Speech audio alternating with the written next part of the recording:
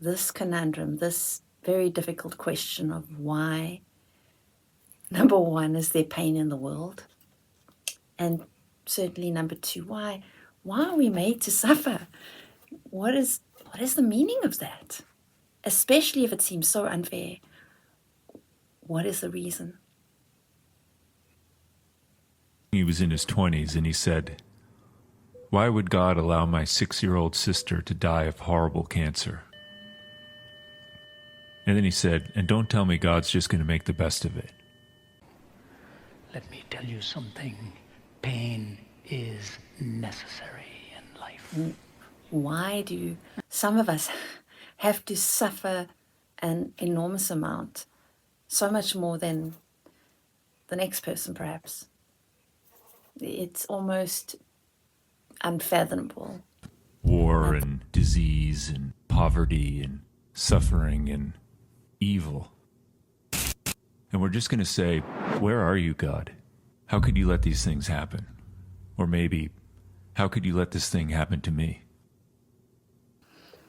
I was watching a video by Satguru, and it's so interesting that he can talk about the most serious topics and then he bursts into laughter. And someone asked him, why do we suffer? And he said, straight after that, he said, as he does with this very philosophical look in his eyes, if the Creator had done a good job on us, why do we have to suffer? Why do we need to depend on other people's compassion and understanding to exist here? He was actually directly repeating the question that the student had asked him, and which he then laughed at, but not in a cynical way, or just in a way of, if only you knew, if only you saw what I saw. He goes on to tell the story. A little boy came home with a $10 bill. His mother asked, she said, why? Where's this coming from? And he said, I found it. And then she said, did you really find it? Are you sure? So he said, yes, Mom. I even saw the man who was looking for it. There's such a perfect world that it allows you to be whatever you wish to be. If creation had not given you the necessary opportunities to be what you wish to be, then there would be no possibilities. There would be no such thing as liberation. So why create a bondage, pain, suffering, and then have liberation from it?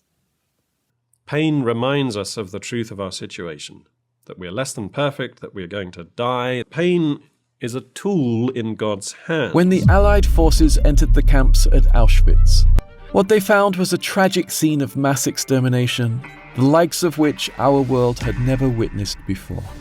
But so goes Hume, and he says, I would show a stranger all that surround us. How can there be ultimately a purpose of love?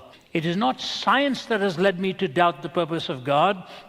It is the state of this world. It is this pitiless, unending struggle for existence. It is the feeling that there is something demonic in the heart of things which is working against us, that there is a radical twist in the very constitution of the universe which will ultimately defeat man's hopes, make havoc of his dreams, and bring his pathetic optimism crashing in disaster. Purpose, look at the world, that settles it. Sadhguru goes on to explain that suffering gives you the possibility of liberation, of going beyond that. Without possibility, there's not much misery either. Human beings suffer not because creation gave it to you. Creation just gave you the freedom to make whatever you wish to, out of yourself. The thinker is looking for purpose, meaning. And that's really what it is all about, trying to make sense out of it all. You're making suffering out of yourself, or allowing suffering to be you. And that is your choice. If there is a God, and that's a very big if, he's either some cruel and sadistic God looking down on us like that mean child looks down on the worms roasting on the sidewalk, or else he's a weak God, powerless, impotent, unable to do anything about it even if he chose. Or, probably the worst one of all, we think he's just a cold and heartless God who really doesn't care about you or me or anyone else. Pain insists on being attended to. God whispers to us in our pleasures, speaks in our conscience, but shouts in our pains. It is his megaphone to rouse a deaf world. Physical reality is sometimes uncomfortable, of course. It's almost always uncomfortable because everything we expect often doesn't pan out. We have great expectations of the day that lies ahead, and then something comes along to ruin it. Why do we need to be roused by this megaphone of pain? Because we're under an illusion that all is well, that our lives are our own, that we're the masters of our fate and the captains of our soul. But when pain threatens us, we're awoken to the reality of our situation, to our mortality, to the great uncontrollable factor in our lives. This freedom should have become a curse on humanity. In other words, that freedom that we feel, the freedom that God has given us, or the universe, the creation has given us to be able to choose. This should be a good thing. But Sadhguru goes on, this freedom has actually become a curse to us. We are not suffering our bondage, we are suffering our freedom. That is a very interesting point. You would think that suffering comes from bondage, feeling you have no choice. And yet we suffer because we have the freedom to be and do whatever we want, and unfortunately there are consequences to whatever choices we make in life. Those who have wisdom the best are those who have faced much and still endured. And he goes on to say, this moment, you can make joy out of yourself, and you can make suffering out of yourself. You have the instincts for survival, like every animal. Every animal is born with survival skills. If we go back to that core animalistic side of us that is just about survival, then all we really have is our instincts and our survival. You also have the possibility to go beyond your instincts into wisdom. Only when we're forced to consider that unpleasant reality do we emerge from the sweet dream of self-sufficiency that we otherwise very naturally prefer. Most people only seek the something beyond when they truly experience deep suffering, and it is in surrendering to that suffering that they make contact with what's beyond and the true peace and beauty that life can offer us. We can only see that after the suffering has occurred, that relief. We can't see the light without the darkness. We can't enjoy pleasure without the pain. Either way, faith is lost. The truth is, there really is no good answer to what we call the problem of evil. Simply because there is no answer, it's an unanswerable question. You know, when you find yourself in tragedy and in the worst, it's the thing that gets you out of bed in life. It's real. I mean, it's the thing that helps you survive. And so hope is the most essential thing you have to have in tragedy, because if you don't have hope, you don't actually believe that things can get better. You believe that you're permanently stuck in misery for the rest of your life. And you and I know that all the clever arguments in the world aren't really going to cut it for that family who just buried their 6-year-old, or the woman brutalized, or the millions starving to death every day. No one's life is fine. Everyone's life is a tragedy. Is that it changes you. It changes you internally to a person that can ride out a storm. A tragedy happened to a friend of mine this past weekend, and it got me thinking about why bad things happen to good people. And why do some of us have to suffer an enormous amount, so much more than the next person perhaps? It's almost unfathomable. And I think about my friend who suffered cancer treatment for the last 2 years and just came out of, just recovered, and we all celebrated for him. And it was just such a joyous moment. And I know the struggles he went through when he found out he was ill and then had to go through all the chemo, and, that struggle with your mortality and not knowing if you're going to make it. I think it takes a part of your soul.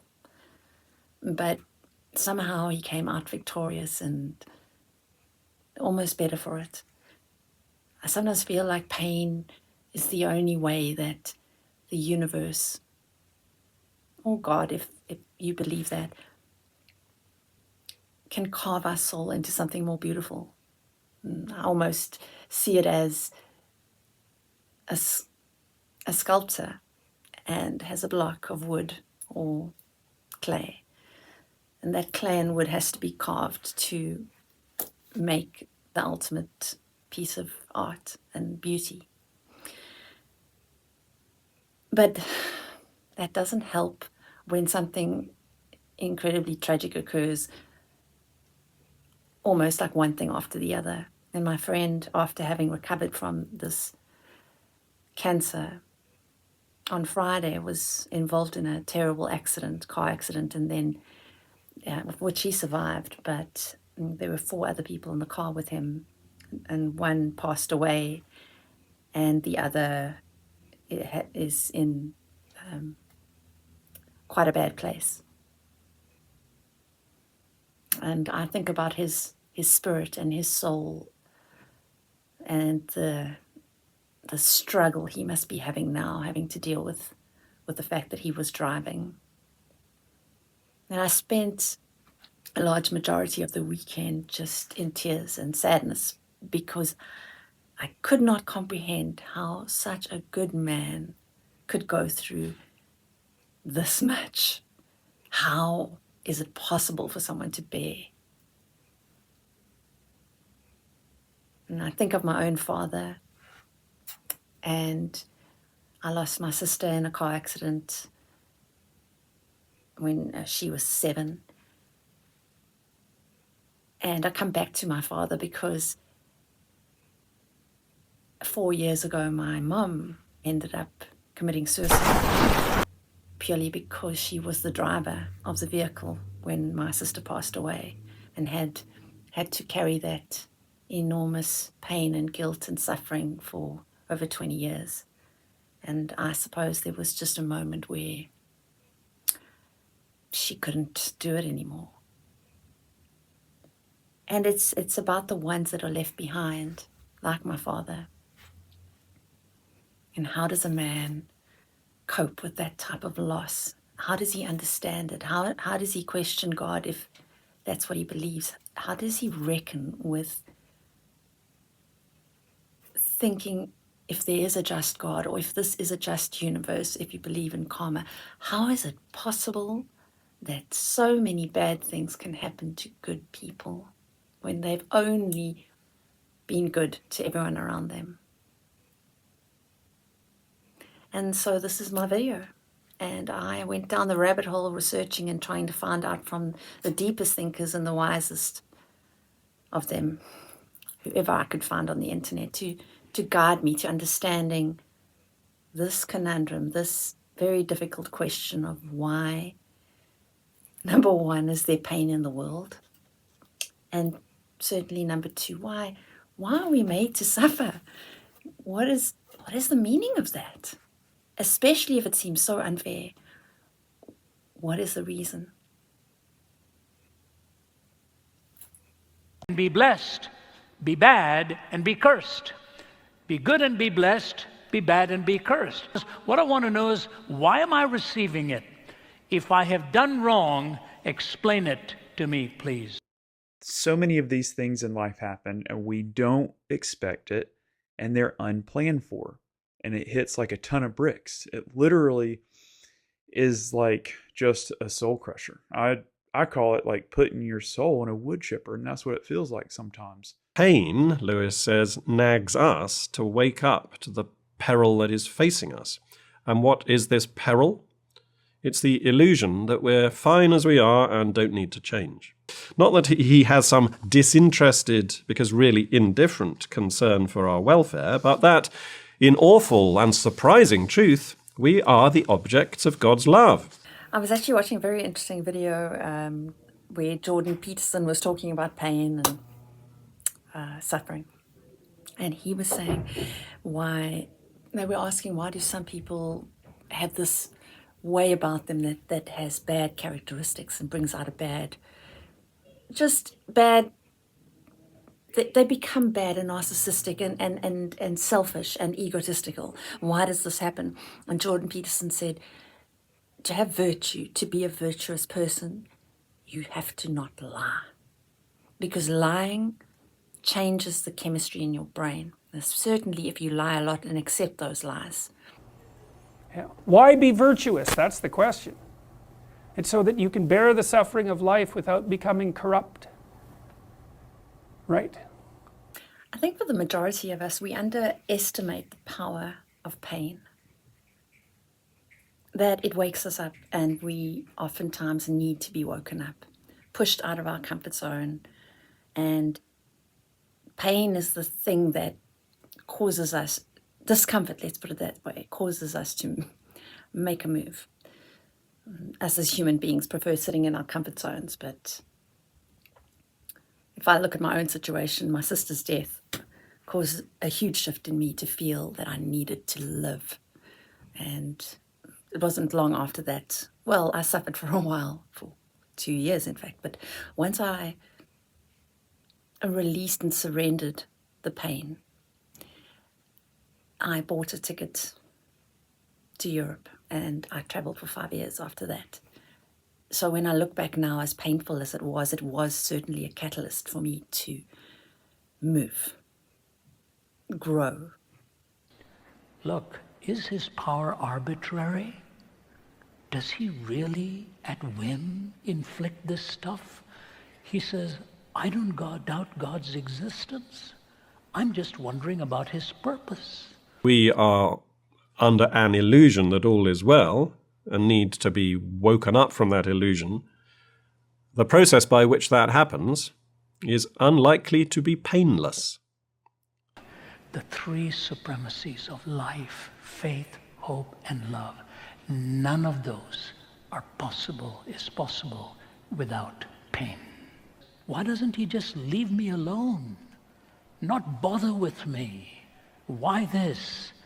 Is there an umpire between God and me? Somebody who can plead my cause before him? Is by people or about people? Which means the question assumes people have intrinsic worth. Otherwise, we are the random product of time plus matter plus chance. You might be saying, well, it's all fair and well for you to say pain is good and pain is going to help me grow. But what do I do when I'm in the situation, when I'm in the depth of despair, when I have had a car accident and I've killed someone or my child is riddled with cancer? How do I see the light? How do I see or feel and know in my soul that this is ultimately going to benefit me if I embrace the pain in the way, it's difficult to describe, but it's almost if you surrender to the pain, you surrender to the fact that these things have happened. That's your moment. That's your moment of where the light starts shining through from the end of the tunnel. Sometimes.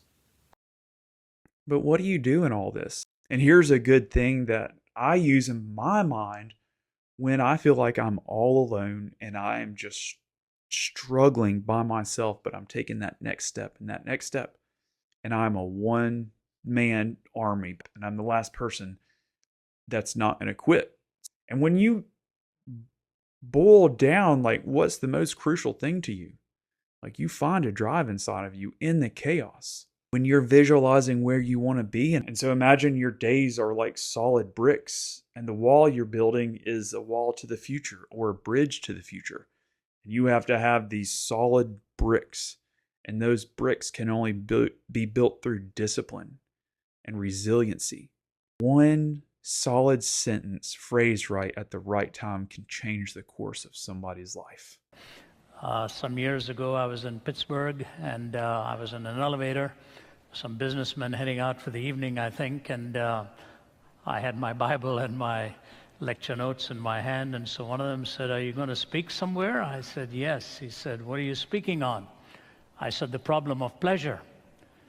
And there was silence, and one of them said, "I didn't know that was a problem."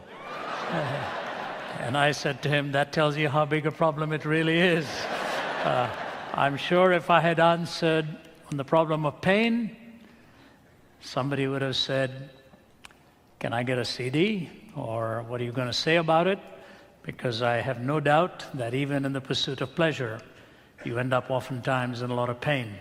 And the whole question of pain becomes that big mountain that you don't know how to climb in your life. How do you really get over onto the other side?